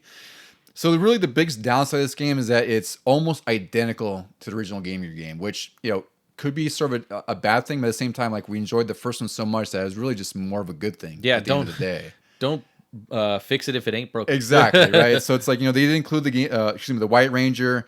They have different bosses in here, like there's Beamcaster, Goldar, Jaws of Destruction, which I'm not familiar with. I don't remember at all. He looks like a big saw blade. Okay, that would make sense of Jaws of Destruction. Yeah. Oozement, I think he's like one of they're like Ivan Ooze's putty kind of tendril-looking guys. It's the things from the movie. Yeah, right. And then Hornetron. So those are the bosses in this game. And then again, this one, just like the first Gamer game, like you could there's a power meter that fills up, and you could use a super move. Again, it's just more of the same with the White Ranger and different bosses, and I think the levels are largely the same as well. Yeah, the story's a little different. Yeah, you don't really go anywhere. It's one-on-one fighting. Putties come in. Yeah. Now they're the Z putties. At least they updated all of that.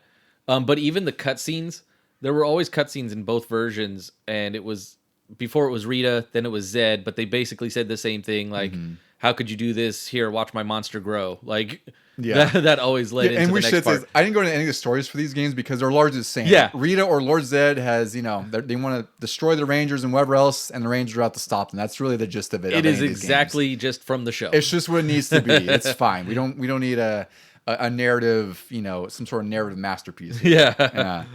So we're winding down to like the last sort of 3 games we'll cover here, and this is the final one from the 16-bit generation. This was a genuine surprise when I got to play it. This is Mighty Morphin Power Rangers, the Fighting Edition for Super Nintendo. This was released in September 1995, and again developed by Natsume, and is published by Bandai. So this is a full-on one-on-one fighting game like the Genesis one was, but considerably better. Yeah, this was very much just like a Street Fighter game, and it didn't try to be anything else. There was a story mode, but everything. You didn't have to fight putties. You didn't even fight as the Rangers. Yeah, you're all playing as different Zords, or in 2-player mode as monsters. And this fighting game, it's kind of not based, but it definitely takes a lot of inspiration from Capcom's Cyberbots Full Metal Madness fighting game, which I think you played with me a little bit, like when I got that Capcom All-Stars collection a year or two ago. It's just, like if you play that, it looks like the fighting game for Power Rangers, except it's with its own robots, right? I think, wasn't it you, me, and Mike were rotating? Yeah, me and Mike were we were rotating through it because you guys never heard of it. It's a cool game. Like it's, it is what it is. It's fun. Like there's different robots that have different abilities and everything like that. And that's what this is. Like this, I didn't even make the connection until I read that. I was like, yeah, this is absolutely Cyberbots. Through and through, it's Cyberbots. So this game has basic punches and 2 weapon moves. And then also has command specials like Street Fighter, like we mentioned, where it's like, down to forward punch, down to back, wherever else. 360 punch for some of the or some of the Zords, I should say.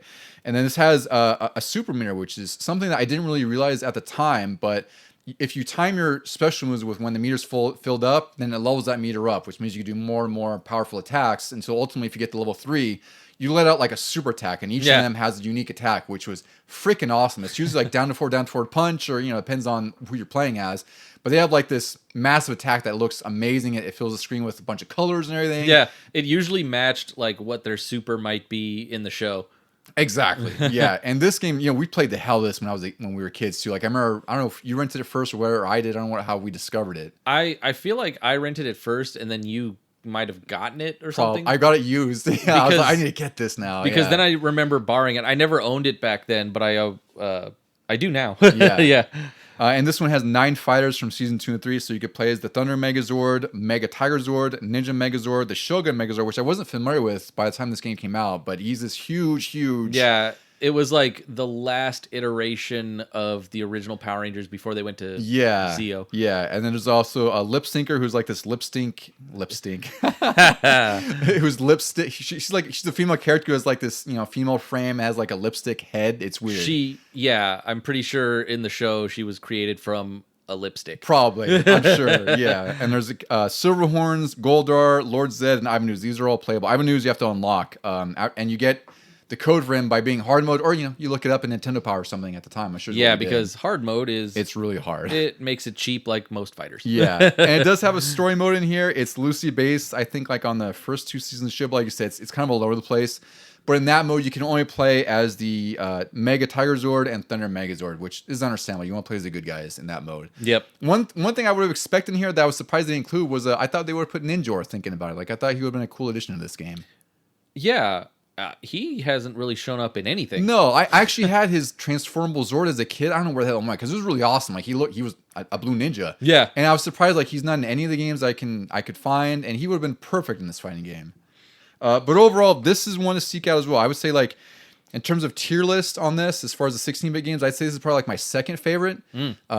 Largely because it's a fighting game, and also because we played the hell out of it. Like basically any fighting game, I'll just say it's like top tier. Right? That's just the gimmick now, and it's worth seeking out. I don't know how much it is now. I'd imagine like the cart's probably $25-$30 somewhere around there. Yeah, I'm not sure because I got this before we really started getting into the collecting of things. I just randomly got it off of eBay or something. Oh, okay, yeah. But it's worth seeking out. Like, I don't think many people, at least it feels like no one really talks about this game much. Like it's always kind of forgotten. No, in fact, I recently saw on YouTube somebody did a Let's Play. There was like a group of people that game, and they were like, "What is this? Where did this come from?" And then they really enjoyed it. Yeah, I would say the only blemish on this, if there is one, it's the backgrounds are kind of like they're not very special. Like it's just. They're kind of generic. Like I think there's one that's like a desert area. Like there's one that's like a training room and a command room, right? There's one that's a mall, outside of a mall. Yeah, like they're just okay. There's nothing bad, but at the same time, the counter to that is the fact that all these sprites for all the characters, especially the Zords, look incredible. Huge. They're huge. They take up most of the screen. Like they feel as big and bulky as they should. But every character plays differently, and that's really what makes this game successful. It's like it's a fighting game. Everyone feels different.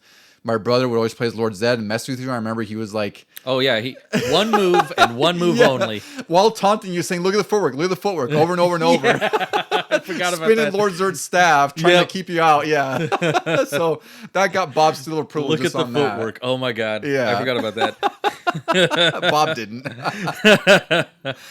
So that's the last of the 16-bit games. And I would say, like we said, if there's some to seek out, a lot of these are worth playing. I would say if there's only like 3, definitely seek out the Power Rangers Movie Edition for Genesis, the Fighting Edition for Super Nintendo, and the Game Gear version of either game of Power Rangers, Mighty Morphin Power Rangers, or Power Rangers the movie. Yep.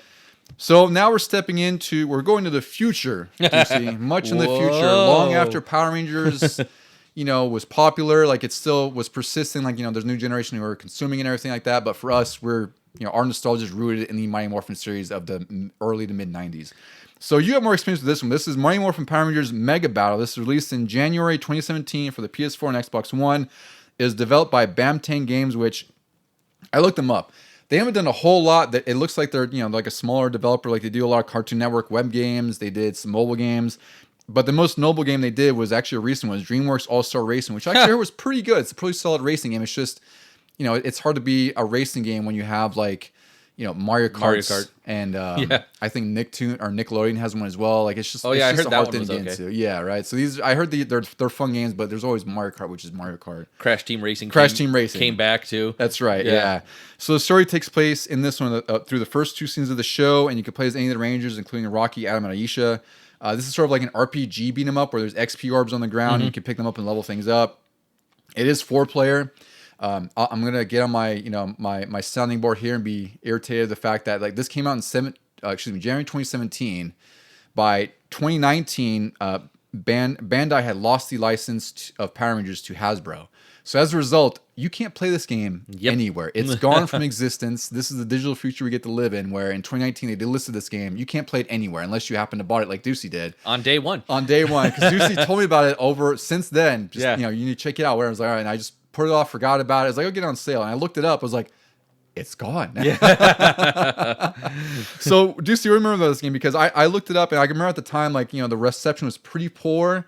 It seemed like a lot of people weren't happy about, like, how there wasn't a whole lot of variety. Like, the animation was kind of sluggish. Like, it was just kind of like a less than beat 'em up than what they expected. Well, yeah, I guess. Like, I loved it because it was the first Power Rangers from that original series that we'd gotten in a long time. Decades. Yeah. You can tell that, like, the people making them now were the people like us growing up, and now they're in positions to make these games. And I want to say this was kind of like the resurgence of beat 'em ups, because I'm pretty sure it came out before Streets of Rage 4. Yeah, Streets of Rage 4 is 2020. And it definitely came out before the new Ninja Turtles, Shredder's Revenge. But like this sort of paved the way where like this was based on the old beat 'em ups of the Super Nintendo era and just modernized with, like you said, the RPG elements and everything. And it did a good job telling the story that we've all known from the first couple of seasons. And yeah, I didn't even care about like if there was sluggishness. Mm-hmm. I know it's not as quick as Turtles or Streets of Rage, but like no Power Rangers game ever has been. Yeah, yeah. I think because I did watch a little bit of a video on this, and I could tell what reviewers were talking about. Like it just looks like the animations are, there's, I don't know how to phrase it, right? But it's like it's one of those things where it doesn't look as responsive as you'd want it to be. Like it's just a competent beat 'em up, and it does what it does. And it's also like the Power Rangers have not a weird look. I guess I'll call it weird, but they're not like. They don't have proportions of like a human person. No, they have like big heads, small bodies. Like they're almost like chibi style in a way. It's a little stylized for sure. Yeah, but not in a bad way. It's different. Yeah. And I think you could play as the Zords in here. Is that right? Like, would you play as any of the Zords? Oh yeah, you could. And then there's a Megazord battle where you can control tank mode, which you could destroy, I guess, weak points on bosses. Yeah, it's weird. The Zord fights were all of a sudden you were kind of in the cockpit of one, and it was a fighting game like what is that? Battle Clash for Super Nintendo, the one that was a Super Scope game. Oh yeah. So like the things are coming at you and you have to like target them and punch them or shoot them. Yeah. So you destroy the thing. Yeah, exactly. It's like a shooter thing where it's like that's a great to put like Metal Combat. Yeah. That's great. But they have a second phase where I think it was more of like a quick time event, or was it like beat 'em up? Yeah. So they had that. And this is also, of course, because Bandai lost its license. This was the final game, under the Mighty Morphin Power Rangers banner that would be released by Bandai because they went to Hasbro. So this game, unfortunately, you can't play it. I would say go check out some videos and see what it was, or maybe Deuce, you have a play party. Yeah, I was gonna say, come over to my place. We'll play it on your Xbox One, I guess, right? It's well, and also on my Series X now. Oh yeah, it that's transferred what I mean. over. Yeah. It's got a weird amount of not availability, definitely not. What do you call it? Customization. Like you can choose to play as the Green Ranger or the White Ranger. You can choose to play as Jason or Rocky. It keeps switching. Mm-hmm. It's an interesting way they did things. It's kind of like Ninja Turtles, where you level them up, and then they reach a max level and stay that way, and then you go back and start over with a different one and level those up. Yeah. I wish I had gotten this. I think it was also a budget title. I want to say like $20-$30 maybe. Yeah, and I was just like waiting for a sale, and I was like, oh, whatever. And then that's what happens now. When it's like if you want a game, you might just have to go and get it because it could be gone before you know it. So it's unfortunate. It's hard to recommend playing that when you can't play it. Yep. So the final game we'll cover. I don't know if I want to say this is my favorite. Actually, I think I'm just going to say I think this is probably my favorite of the list. Yeah, that makes sense. Yeah. Before I even get to the title. Yeah. So we're going to talk about Power Rangers Battle for the Grid. This was released on the Switch, PS4, PC, Xbox One in 2019.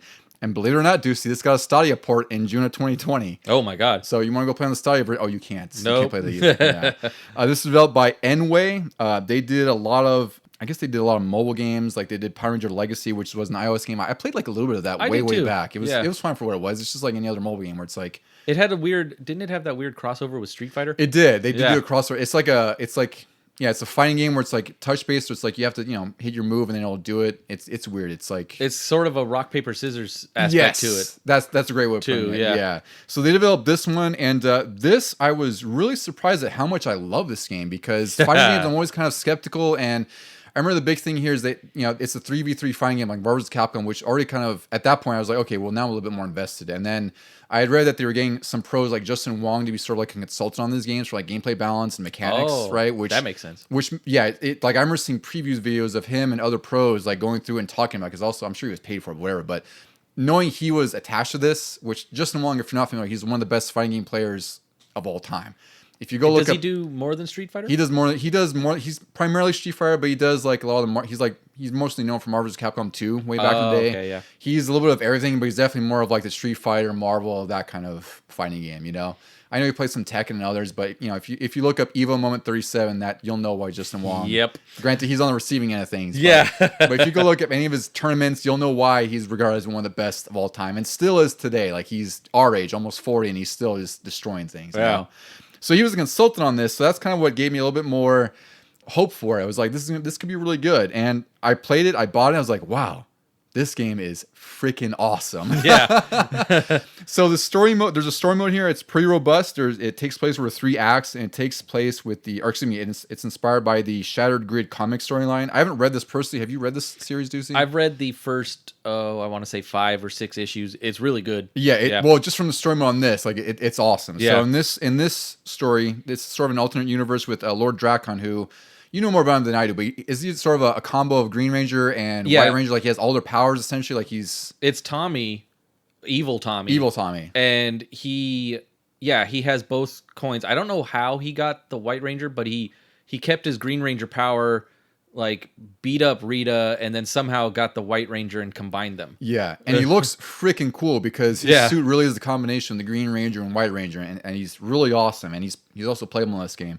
But him and Rita want to take over the Morphin Grid, which is this multi-dimensional energy source that the Power Rangers use, which is fun. It's just like, I'll just cut you off at the knees and get you at the energy source. I like how the comics have expanded on the series throughout the entire run of the series, and they've just basically called it like a multiverse. Yeah, that's exactly all. This whole story is angling on this multiverse concept, which again, like it's an overdone gimmick nowadays, but in a lot of respects, it works for a lot of things. It makes sense for the Power Rangers. It works for Power Rangers, yeah. So in this instance, Drakon betrays and stabs Rita, and then they go back to the main timeline where Drakon invades the command center and uses the Green Ranger's power to kill Tommy. Pretty huge moment to kill one of your main stars in the whole series, is kill Tommy.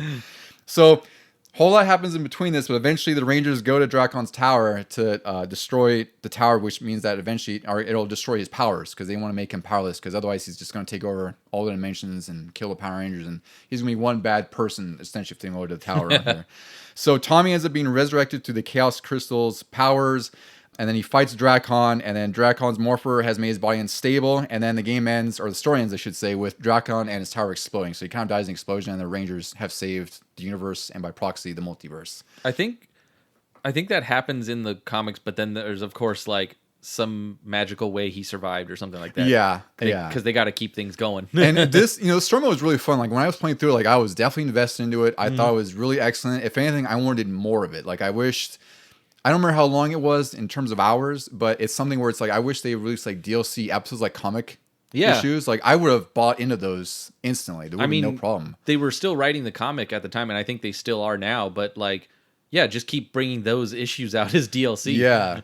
And then the fighting system in here, it's really cool. It's less complex than Marvel, which is really great because Marvel, I really love fighting games and I'm good at them, but Marvel, like the speed of that and just the off the ground setups and everything else, it's just insane. Like I'm sure if I dedicate time I could learn it, but this is like a simplified version of that where you have like your punch attack, you have like a heavier attack, you have like a kick, and you have your jump, or like you have A, which is your special. So this is more modeled after Marvel's Capcom 3, where it's not like you have 3 punches, 3 kicks. It's like you have your punch, your kick, another attack, and A is like your special sort of thing, right? And each character has like an up A, right A, down A. So it's almost like Smash Brothers in that regard. Yep. I don't think there's really any like down to forward, back forward stuff. It's all chained off that A or the extra A button depending on what you're playing as. I'm trying to think. I feel like there might have been some very basic versions of that, and all it does is kind of set up combos. I think so, yeah. And then like if you hit 2 buttons at once, like you have sort of a power attack that uses some of your meter, and you have like you can parry things with like Y and B, I think it is. So it's a very it's a very well thought out and robust fighting system. There's also assists, so it's like you have your 3v3 teams, which means you have synergy come into play, where it's like you have your team setups. And then the cool thing is you have sort of a comeback mechanic where if you take enough damage, you can call in a Zord to assist you throughout the match. To just start stomping on the enemy. Yeah, you hit the top 2 bumpers, L1, R1, or left bumper, right bumper, and you call in your Zord assist, which uses like the Dragon Zord, there's the Mega Zord, there's like the SPZ Zord, right? Yeah. Goldar, and each face button has an attack from that Zord. So it's like you might be getting destroyed, but that's like your equalizer where it's like these are almost consuming the whole screen. You can set up combos and there's a lot of depth to this game. Yeah, what's cool is like while you're using these face buttons to do your regular attacks as a human, the Zord is also responding to those, so you don't even have to think twice about it. Yeah. And I love this game. This is another game where I might pick up from time to time, play online a few matches, and have a lot of fun. They made sure that they had rollback in here, so there's really not many instances of lag. Like it's a really nice game to play online. There's different modes. Like there's online, of course. There's ranked online. There's versus and casual online. There's a training mode, tutorial mode, and of course story that we went through.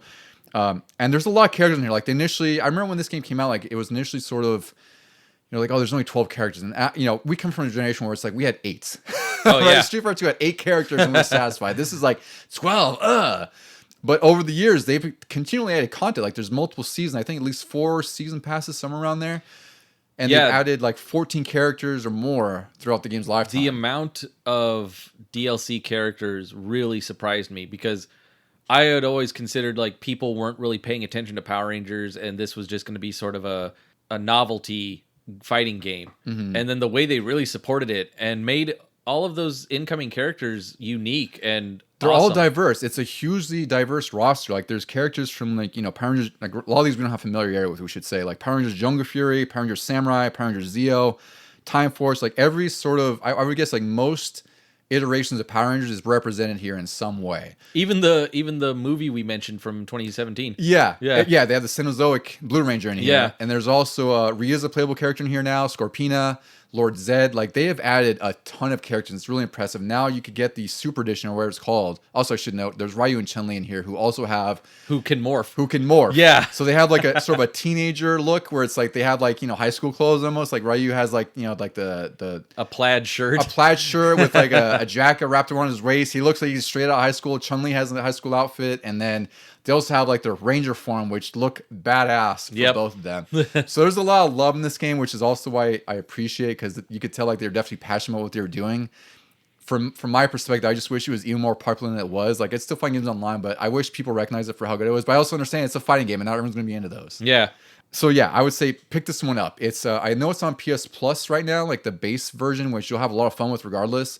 And the Super Edition or whatever, Mega Ultra Edition, wherever it's out, it's usually like under $20. And with the amount of content they have, it's absolutely worth it. Like, you and I just pick up the game sometimes, just like do random select and try out different characters because there's a lot to love in this game. Yeah, I actually have to go back and buy it now because it got removed from Game Pass. I know. But I still have all the DLC for it. That's why it sucks. It's like, 'cause I don't have Game Pass anymore. I have PS Plus because Game Pass doesn't have much. But that's what sucks. Is like, I find myself doing that too. Where it's like, I bought the DLC for something. It's like, damn it, I don't have the base game now because I don't have Game Pass anymore. But it's fine. It's usually pretty inexpensive, and this one's worth it. So, Deucy, that'll cover all the games we want to talk to today. So I guess for final thoughts, maybe you have like a top 3 or what's your favorite out of the list here? Oh man, and your top 3, where final thoughts do you feel like you want to articulate saying like, yeah, this is my favorite Power Rangers game or something? You know, the GameGear ones are still going to be my favorites. Both of them are tied for first, I'd say, because like we stated, they were more of the same and in the movie version. Mm-hmm. Followed closely by the Power Rangers movie on Genesis, and then these modern ones like Mega Battle and Battle for Dimensions. Like, those were a great return to form. And like I said, luckily, I think the developers were our age and grew up and knew the material and wanted to do it justice. Yeah, I'd agree. From my perspective, granted, it's like I was always articulating some of my favorites on here, but I would say Battle for the Grid is probably my favorite because it's a fighting game. Yeah, and it's better than Fighting Edition. It's better than Fighting Edition. Expanded. Exactly, yeah. Like, it's just a great fighting game for me. Second, I would probably say the Genesis movie game because it's a beat 'em up and fighting game at the same time. Like I said, it's what I wanted the first Power Rangers game on Genesis to be. And I probably would put the Game Gear ones below that too. I would say it's one above the Fighting Edition ones because I love the Fighting Edition on Super Nintendo. But playing it as a kid, like the Game Gear ones, like those were really, really good at the time. You got the best of both worlds in that one. You got to play as the Power Ranger and then the Zord. Yeah, which it's like, it's amazing because you would think like the Big Brother version, like Genesis, granted you could play as the Zords, but even the Super Nintendo one, you would expect something like that out of it. It's like, no, like you get that experience on the Game Gear somehow. Yeah, but not the Super Nintendo. So if anyone out there wants to tell us about their favorite Power Ranger games, please feel free to let us know on Instagram at LegionGamingPod. And if you want to email us for some reason, we're at LegionGamingPod@gmail.com. Deucy, anything else you want to leave with our friends in the morphenomenal world of Power Rangers before we head out for the day? Well, I would just like to say, sorry I won't be seeing you guys next week, but I do believe that Vito will be a nice fill-in. It'll be a fun episode. And with Ghostbusters, you could send in some thoughts too. Maybe we'll read those. Like, I'll ask you what you think about like the Ghostbusters 2009 game and all that. Yeah. I'm leaving the microphone in his capable hands, hopefully. And I do look forward to finally doing the episode with him here for the other two. That'll be a fun one. It'll be our build. Yeah. And as of the release of this episode, I do want to wish my wife a happy birthday. Love happy you. Birthday. And yeah, she's an avid listener. Hopefully she's gotten through the entire episode now to hear that message. I'm sure she have. If you guys, I don't know if you guys are going to go out for the weekend, but maybe like, oh, here you go. Just play our Power Rangers. Yeah. Because it'll be out by then. We'll listen to it on the road. Yeah, exactly. All right, everyone. Well, thank you for enjoying our more phenomenal episode. We'll see you next time on Legion Gaming Podcast. Thank you, everyone.